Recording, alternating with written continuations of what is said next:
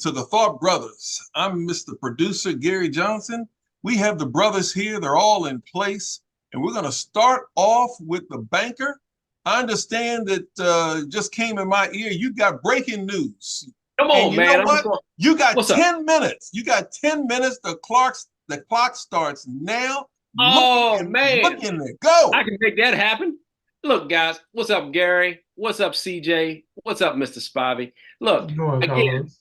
I'm telling you, man, I like good breaking news. So all I got to say is the Harbaugh brother in Baltimore is going to win the Super Bowl this year.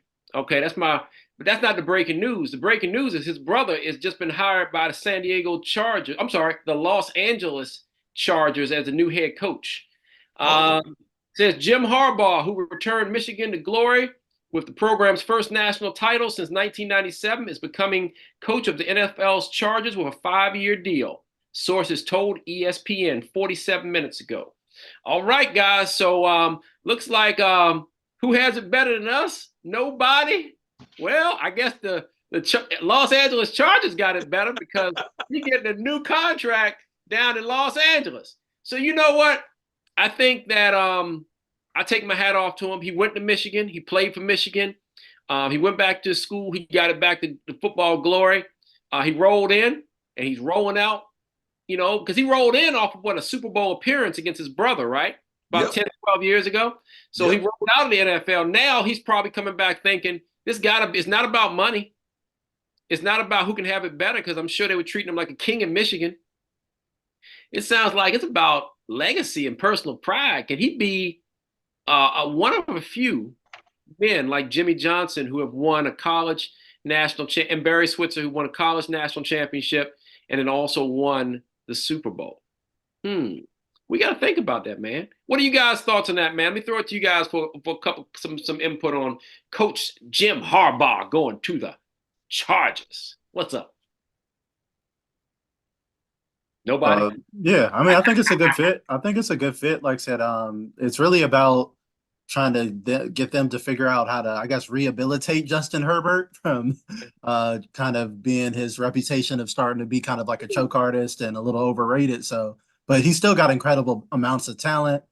Chargers usually field a team with a ton of talent. So, and like I said, Harbaugh just won the national championship, so he's got nothing left to prove there at Michigan. I mean, he accomplished a mission.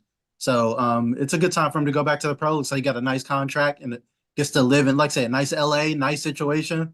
So I think it works out, makes sense. Okay. So I'm thinking, so you're thinking that that weather in LA, and he's got a situation where he can probably almost take control of the whole organization based on his accomplishments and his resume. Okay, that could be a pretty good deal. If you can go hit the beach and run an organization and not have to shovel snow. Okay, I might be able to roll with that. Okay, all right. Hey, Mr. Spivey, what you think? What's going on with that Jim Harbaugh move? Well, I think personally it's nice to see a general manager and a team who's going to hire a winner and not sitting around talking about hiring a loser that has had losing seasons, but he's the best thing on the market. I think Harbaugh will do well. He did well before when he was in the NFL.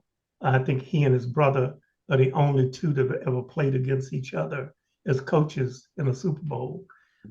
He was there at San Francisco, if I'm not mistaken, for 3 years, and he took them to the playoffs every year.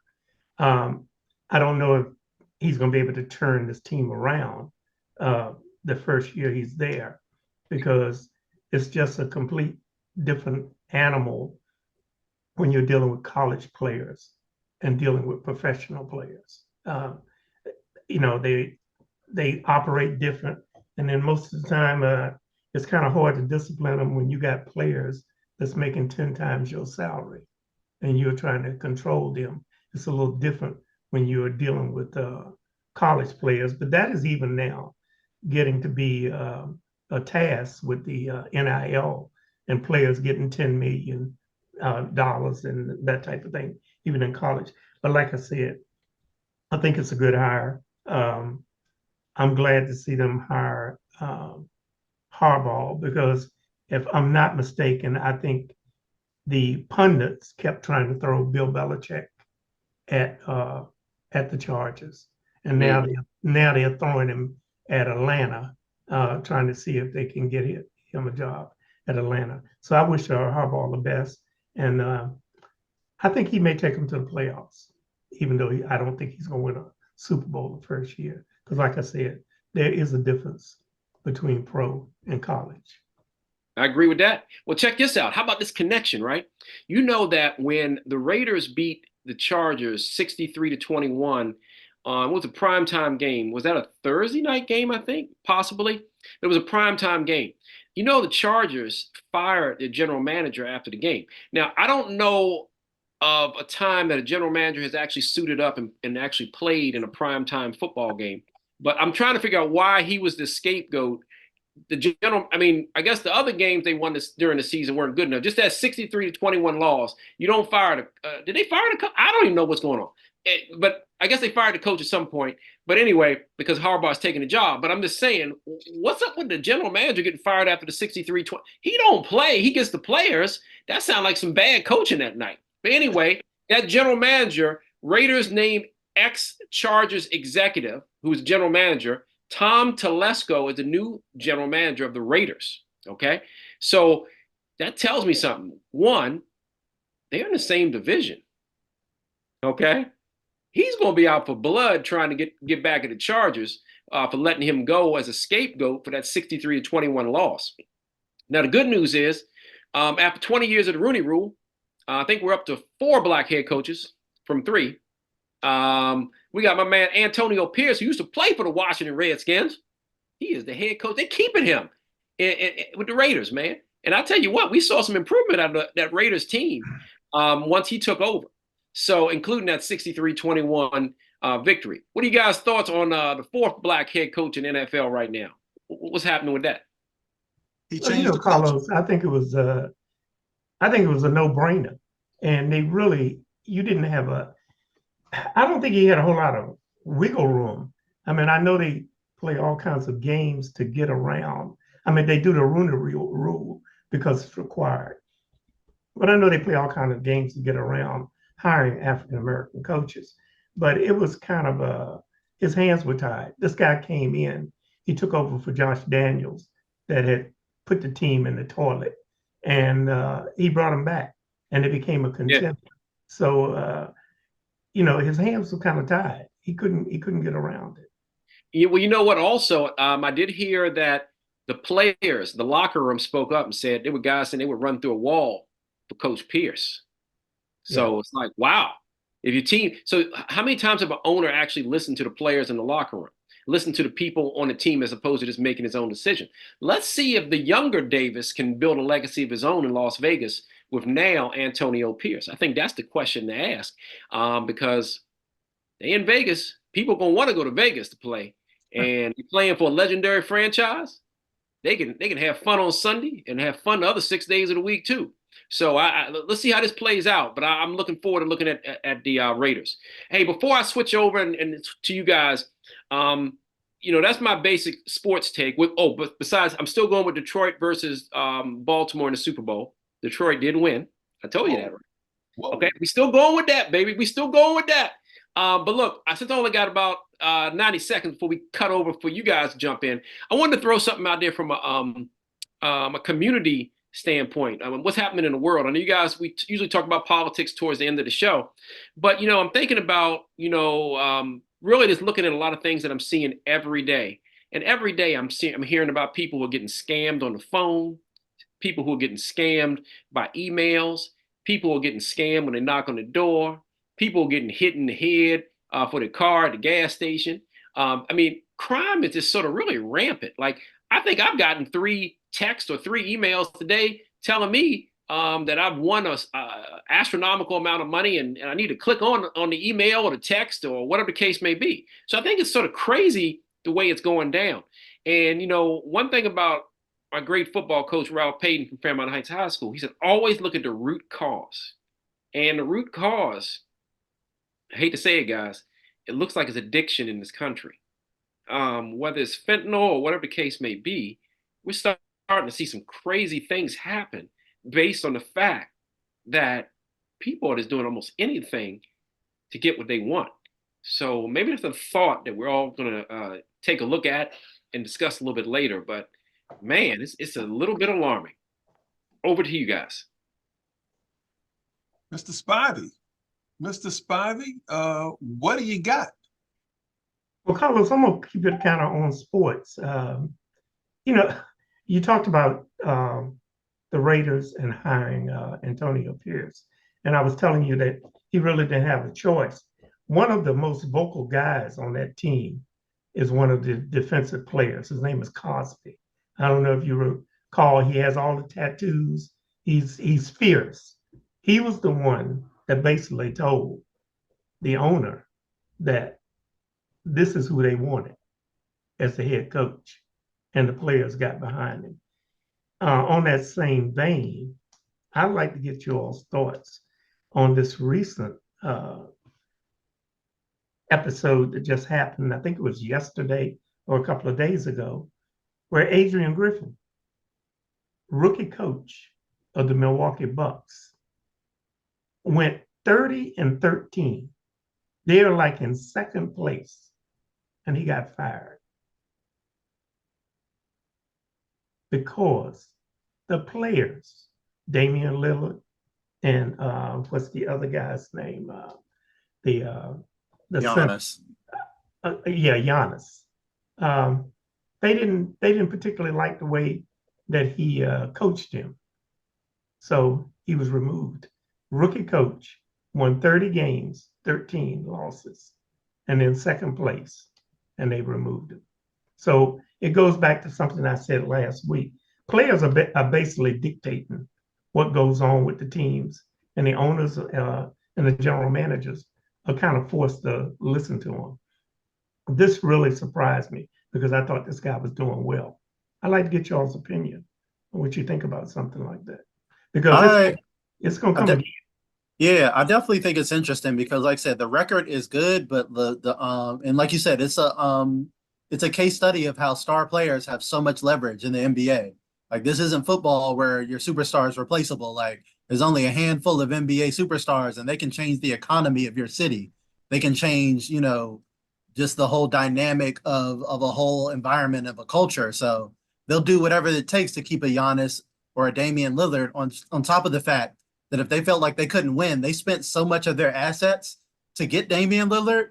This is a win now situation. So if they feel like their coach has lost the team and that this is going to be a loss year, they can't afford a loss year. They have to win it all based on what they did to give up to get a 33-year-old Damian Lillard to cash in their chips for Giannis. So it is interesting that he didn't even make it through a whole season.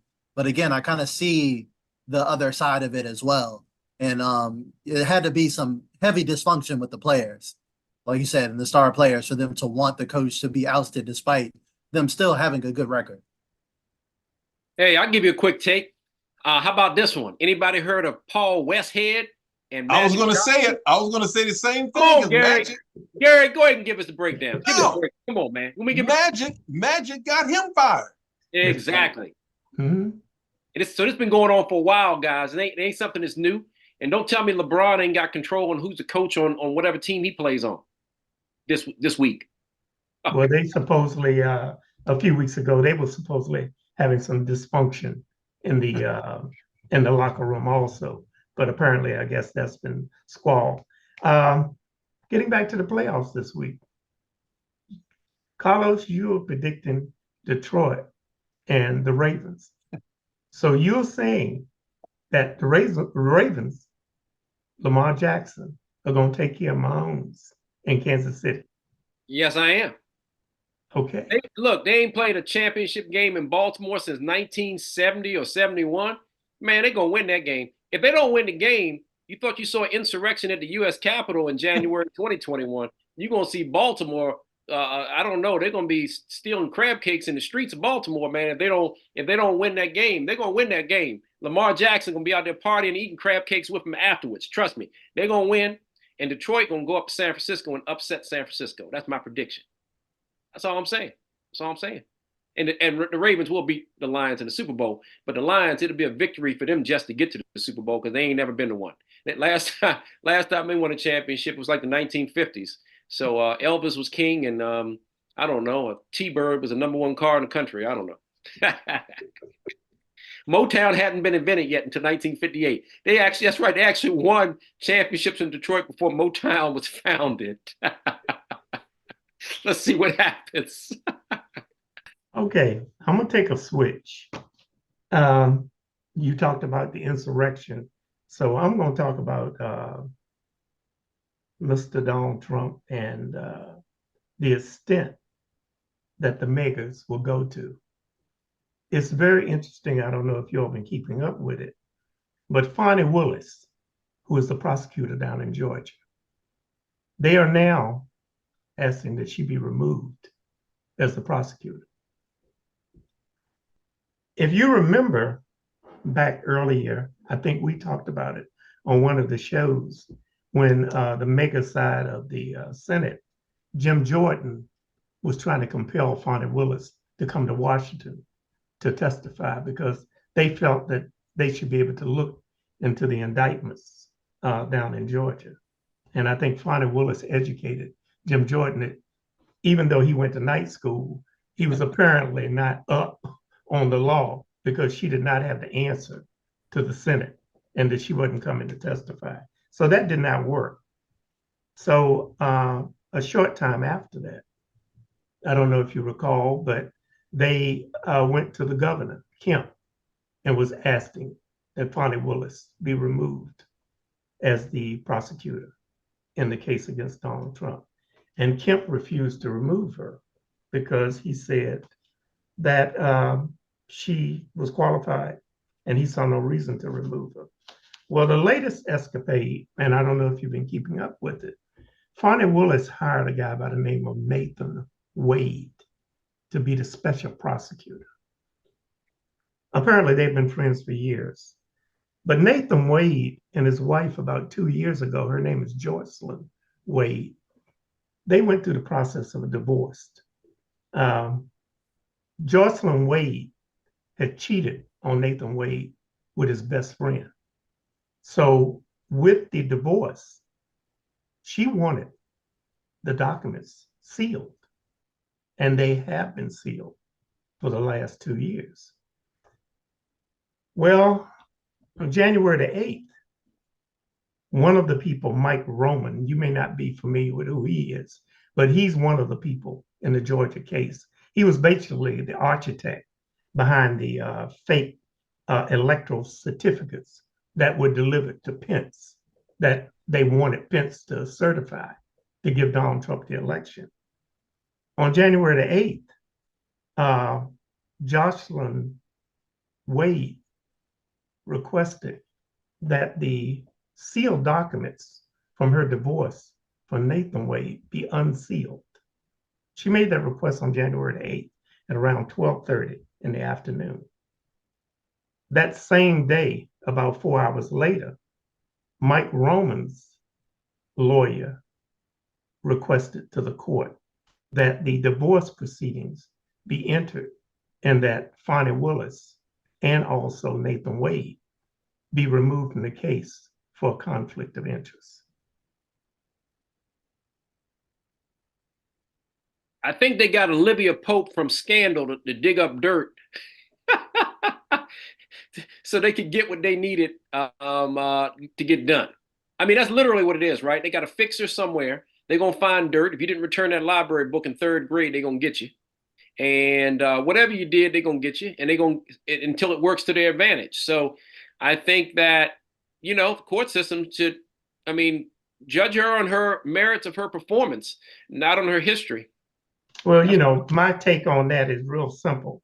And the judge is agreed to have the divorce documents unsealed, and they're going to hold a hearing on it. But the point I wanted to make is this is just an example of what they're going to go through to continue to get these cases delayed until November the 8th. If Donald and the case down in Atlanta is probably one of the more serious cases because this is a RICO case. RICO, if you're not familiar with it, It was basically established for the mob, criminal enterprise. But she was able to link the activities during the re-election and all of the campaign stuff. She was able to link that to a RICO case. So they are looking at some serious time. So this is what they will go through and the extent that they will go through to try to remove her from the case. Because if he can get convicted on the RICO case, keep in mind, it's a state case. It's not a federal case. So he can't be pardoned on a state case by whoever becomes the president, whether he's the president or someone else becomes the president. That's my time. All right. We'll circle back if we need to. Brother CJ, the clock starts now. Well, I'll stay here on the Republican side of things for a second, since we are talking about Trump and his endless criminal charges, and that he is still the favorite. He basically smashed Nikki Haley in New Hampshire, despite Nikki Haley spending $224 million to his $92 million per ad. So she's almost trying doubling in spending, and he's still giving her the smackdown. She before that, Ron DeSantis pathetically dropped out and bent the knee to Trump, like this is Game of Thrones, and kissed his boots. And after saying all the tough guy talk about how Trump is this and that, now he grovels and meekly endorses Donald Trump in a pathetic end to his run. So DeSantis, the most uncharismatic human being ever created, is out of the race now, predictably. And it's looking like Trump and Haley are the last ones left in the Republican field. And it looks like Haley might just stay in as a Trump goes to jail insurance card for them. But outside of that, Trump is dominating the field again, whether they like it or not. It's his party, and he's going to be the nominee. And like I said, even the other establishment Republicans, when they drop out, they're endorsing Trump. They're bending the knee to Trump, and they're all coalescing around him despite the array of criminal charges. So that's where we're looking at. But I did want to transition into why he's likely to be president again, which is Joe Biden and the issues that he's having right now. He is going around still having issues at his speeches being protested for the war in Gaza, and how the State Department is really not doing a great job of even answering questions on handling that anymore, which is becoming an issue.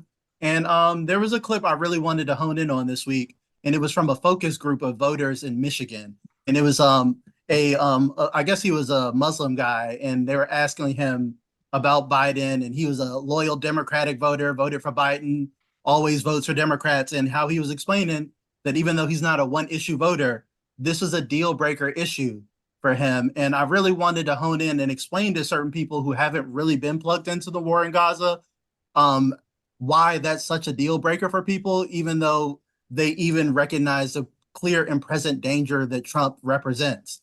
And that the fact that people can't stomach voting for Joe Biden is a really extreme example of how bad things have gotten. So I was going to take a few notes, but these notes got pretty crazy. So it started basically on October 7th, which is basically the Israeli equivalent to our 9/11, basically like a terrorist attack that incites a whole lot of mess. But since then, even though this didn't start on October 7th, they've been brutally occupying Palestine for years, decades. And so that's really the root cause of how it didn't just magically start on October 7th, but that's not even the point. Even if you grant that everything started from this point to October 7th, since then, Israel and their government that we're funding and supporting has acted like Bond villains, to the point where they're being tried for war crimes at The Hague in the International Criminal Court.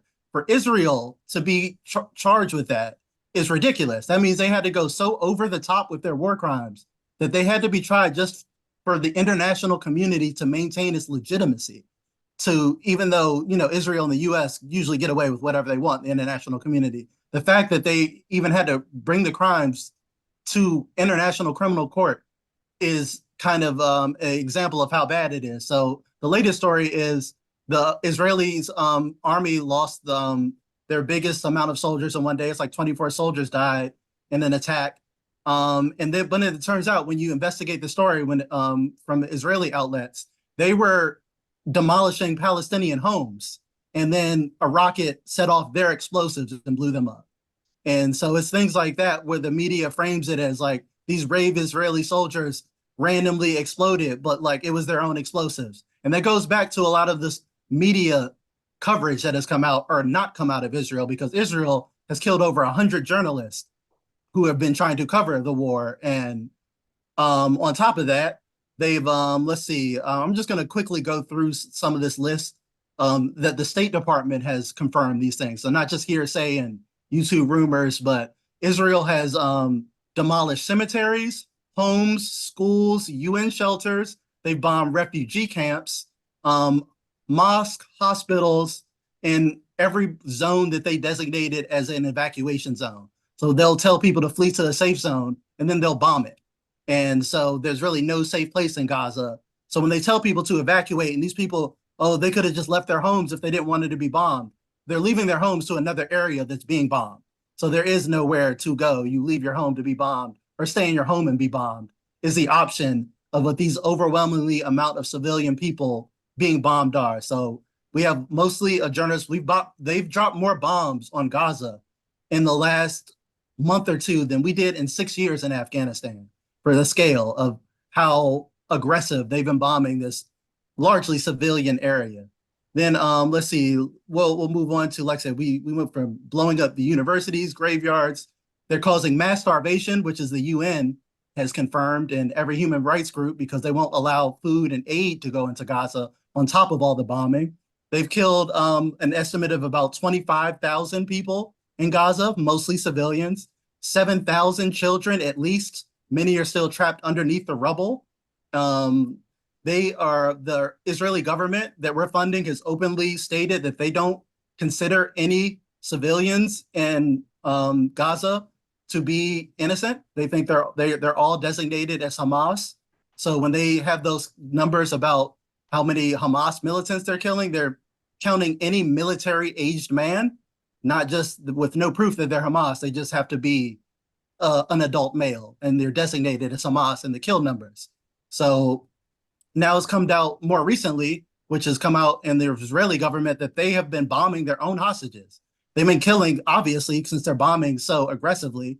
The whole idea is to try to get their hostages back, you would think, but it seems like the military directive has very little intent to actually get their hostages back. They are content to bomb, which the families of the hostages don't seem to appreciate, obviously, when it's like, hey, I want you to get, my mom back, and they blow up your mom and just say, hey, Hamas used her as a human shield. That's not a great justification to blow up all the civilians. That's going on every day. There's a trend that Piers Morgan highlighted the other day, that Israel going on TikTok to document and celebrate these war crimes, which is causing more problems in the PR war and mass perception of why are you guys bombing children and making TikToks about it. And out of all these stories and things you see every day about the atrocities and war crimes, the headlines you don't see is Israel bombed Hamas fighters. Israel gets victory against Hamas, because I'm sure those are the headlines they would like and would like to prop up, but it doesn't seem like they're getting Hamas, which seems to be the aim of the war. So the main point I'm going back to is this is the first genocide that has been live streamed in the new era of technology, where even if you bomb every journalist and media outlet you can, there's going to be a few camera phones and people that survive. They cut off the internet to Gaza frequently to try to do this as well, but there's going to be ways where people document these things in today's era that wasn't available back in Afghanistan in 2001, even back in other times where certain things happen. So when people are deeply moved by something happening overseas, it's not just because it's so morally unjust. It's because they're opening up their timeline in the morning. I want to see some sports news. I want to see, where's Harbaugh going and stuff like that. And I got to see some kid with their legs blown off, because I'm following journalists and things like that in the war every day with our money, while people can't afford groceries here in America. And my final point that I'll pivot to is I've seen enough of the gaslighting of the 4 more years of Joe Biden. It's ridiculous that they won't have a primary. And I just want to pose this question, and it's not a rhetorical question. If Joe Biden wasn't president of the United States, the most important job in the world right now, Joe Biden, with his mental faculties and his age and everything right now, what job would you trust him to do? What job in America would you feel comfortable that Joe Biden could do competently? Would you trust him to, get your groceries for you? Would you trust him to be your Uber driver? Would you trust Joe Biden to, drive a school bus full of, children? Is he competent enough to do, if he's not competent enough to walk off of stages by himself right now, which it seems like, or to, get through any debates, you have to hide him from things. I don't think you can gaslight the American people to think he's competent enough to run the country for another 4 years. It's ridiculous. They should have found another candidate, even if it's someone with the exact same policy ideals, which I'm not a fan of, but it is getting a little ridiculous. And that's what I'm going to do with my time today. All right. CJ, I'm going to say something that's not going to be popular. I appreciate the young people and their concern for what's going on overseas, but I hope that some of them close their eyes and try to imagine this country after January the 20th. People are constantly talking about Joe Biden this, Joe Biden that. Number one, this war that's been going on between the Palestinians and the Israelis has been going on since 1948. You had back during that time 750,000 people that were killed. Then you had another war. It was called the Six-Day War in 1967. You had 776 military people killed and 5,000 civilians that were killed. I appreciate the young people's concern about what's going on over there. But the one thing I wish they would kind of focus on is what the hell is going on in the United States with these black men getting gunned down. These young people have no idea of how many black women a year go missing. There's thousands of them. And where are they probably being sold? They're probably being put into slavery and sold to some of these people in the Middle East. And Israeli, the way that they are doing things, this is nothing new. I mean, the Israelis, and Gary knows, the Mossad is probably one of the most treacherous intelligence agencies in the world, and that's Israel. But, you talk about Biden this, Biden that. I hope that people can sit down and imagine this country after January the 21st. Imagine the First Amendment going away, because Donald Trump said he's going to get rid of the left-wing media. That means MSNBC. That means CNN. That means a lot of the other ones. Podcasts like ours, where you're talking about Donald Trump, that's not going to happen anymore, because the only thing he has to do is tell his base. Carlos and Bill Spivey, they live at this address, and I don't appreciate them talking about me on TV. We know what his 2/3 mega base would be.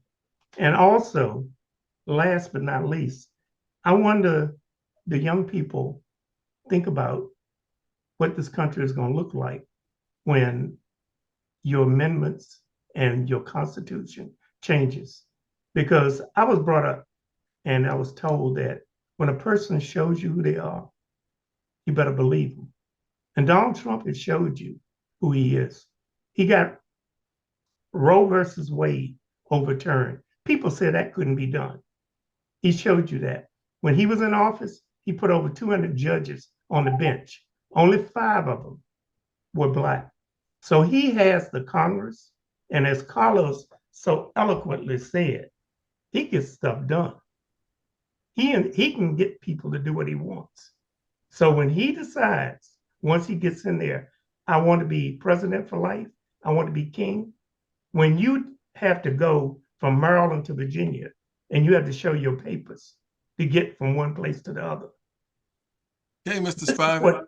This is what this world is going to look like. So, in closing, yeah, I feel very bad for what's going on overseas, but I think young people need to concentrate on what's going on right here at home with young black men and young black women.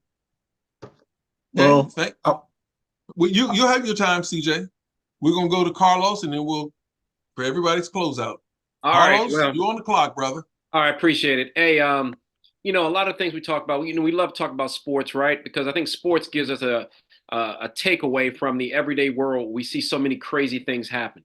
We see crazy things happen every day. And, you know, for 3 hours at a pop or maybe 2 hours with basketball, whatever the case may be, you get a chance to just, you know, think about one thing, just if your team is going to win or the team you're rooting for is going to win. So, but not to devalue politics or everything else that's happening in the world. I mean, I think there's points. I mean, like, I'm a Democrat.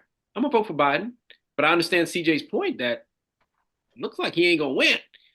You know, I see it, but I did see Biden like getting up like he was in a Rocky movie or something, and he was like yelling and screaming and throwing punches or something. He was trying to show that he can still do it.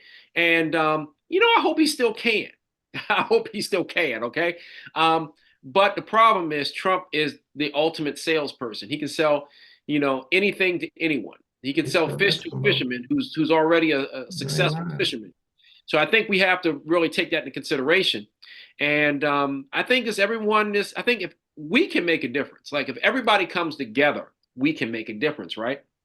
It's going to take people to come out of their houses and make sure they vote. It's going to take people to actually do some research before they actually vote. Don't just go vote based on, you know, somebody preaching to you for 5 minutes and you say, oh, okay, well, I think I'm gonna vote for him. No, why don't you do some serious research and make this vote count? If we don't have as many candidates, you don't have as many candidates to vet or research, okay? So go ahead and do your homework. If you do your homework at the end of the day, I believe it would point towards Joe Biden. Now, does that make the war overseas right? It don't, because like we got black people dying here, people of color dying here. Yeah, I mean, white people die too, but I'm just saying, it just seems like there's a lot more black and people of color who are passing away from you know, violent crimes and gun violence and you know, guys getting shot for shoplifting and dying from that. Like, what the heck is going on, guys? You know, all these crazy stories we hear. So we have enough problems at home right now, and I think that to solve the problems at home, okay, not abroad, because the war is just crazy. I agree everything CJ you're saying about the war. I agree with that. I believe Biden has a better chance at solving the problems home than Trump, because Trump is going to make the rich richer. Okay, he's going to make the people who are well off more well off. The people who are suffering now probably going to suffer a little bit more. So I think we just all have to take a solid look at that and just go do our part, man, and go vote. So that's my take. And like I said, we'll see what happens. We'll see. We'll see. All right. CJ, you got the final 3 minutes. You're on. I very much agree that things have been bad here domestically. Like I said, all the things, like I don't disagree about anything about Trump. Like I said, Roe versus Wade got overturned, all that. But the thing that young people would like to point out is that those things, many of those things happen and continue to happen under Biden. And you're telling people they have to vote for Biden to get the same result. It doesn't make any, that's why it's not tracking with people, because like Biden didn't protect Roe versus Wade and had no intention to. Biden is, so it's like some of these things like that, the crime, the issues with wages and things like that, those are happening now under Biden. He's been president for 4 years and hasn't lifted a finger to do anything about any of that. So it's hard to use that as a scare tactic to be like, what's going to happen with Roe versus Wade? Like, it got overturned under Biden. Biden won't fight for anything. You telling me to vote for Biden when he gets into office, he acts like he has no power, but Trump's going to get into office. And like Mr. Swabby said, he's going to use all the power. He's going to act like a whole dictator and overuse the power. He's going to try to abuse the power. And he's had the power for 4 years and hasn't addressed any of the issues that we have been bringing up from week to week. All those things that we're talking about are happening now under Biden. The rich are getting richer now. Things are bad now. There's a genocide now. We said Trump would start a new war, but like there's a lot more. We're bombing Yemen and all types of stuff now. There's like all the things are happening now. So yes, I agree they could get worse under Trump, but like things are dire now. You're telling people to vote for Biden to prevent the things that Biden hasn't prevented while he's in office already and hasn't indicated that he's going to, even in his term. But when he's talking about running for re-election, he's not talking about fixing any of these problems or addressing anything. He's just saying Trump's bad, which we all know and acknowledge. We acknowledge it every week. Trump's a maniac. He's going to try to make himself king for life, which is why, again, I just want to ask the question is like, whose fault is it if Trump becomes president? Is it the young people that don't like genocide? Or is it the DNC that refused to hold a primary, like Carlos pointed out, to give people an actual alternative to vote for somebody else other than Biden? Or to see if Biden really is this popular. If he's the strongest candidate, he would easily win a primary, but to not have one is very, very problematic. And even people like Van Jones on CNN are pointing that out now. Even the mainstream media, it's not a radical observation to see that them not having a primary for a candidate that is projected to lose is an extremely problematic strategy. All right, Wow. folks. Hey, Gary, can I throw something out there to make everybody think a little bit and smile a little bit before we end? Toss it. All right, let me see if I can do this in 5 seconds. All right, Coach Harbaugh is going You to... got more than 5 seconds. Go ahead. Okay, I appreciate that. Hey, with Coach Harbaugh going to the Chargers, let's say hypothetically, right, that, you know, he's thinking, I'm going to win this Super Bowl so I can go out a legend, right, between college football and pro football. I just want to win a Super Bowl. So if he gets down there, right, and Justin Herbert starts playing bad, does he call his former Super Bowl starting quarterback, Colin Kaepernick, to be a backup? I heard that BS the other day. And step in the way Doug Williams stepped in Washington as the veteran quarterback to help them get over the hump and win the Super Bowl. Hey, I ain't saying it's going to happen, but just a thought from the Thought Brothers. I heard that. I heard that mess. Yeah, baby, yeah. You never know. Hey, Harbaugh, he ain't scared to shake things up a little bit. You can see that, right? Carlos, number one, why would Kaepernick come and play in the NFL? He would be targeted by every one of the rednecks. Hey, look, if he's a third string quarterback and he's not scheduled to play and he only plays because his first and second go down and he comes in and leads them to a Super Bowl, could happen. Could happen. Hey, Gary, let me ask the question. What did the NFL pay Colin Kaepernick? Was it $50 million? He had a big contract at one point. Yeah, like that. Yeah, he did have. No, the settlement. The settlement to get out. Yeah. And a man that settled for $50 million will come back and play in the NFL. You know what I equate that to? I equate it to this. Biden, Hillary Clinton, Chuck Robb, all of these people, Nancy Pelosi, they love this country. And that's why they're still fighting for democracy. Because I'm going to tell you, if I was Biden, I would say, you know what?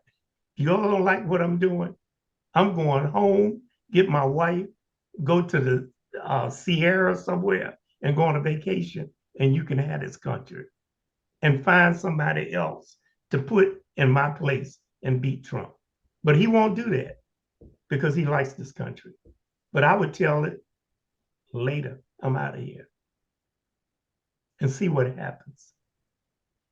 Well, we will all see what happens as things develop, because who knows what we're going to be talking about next week, because with every daggone week, we got something that's shaking up in this place.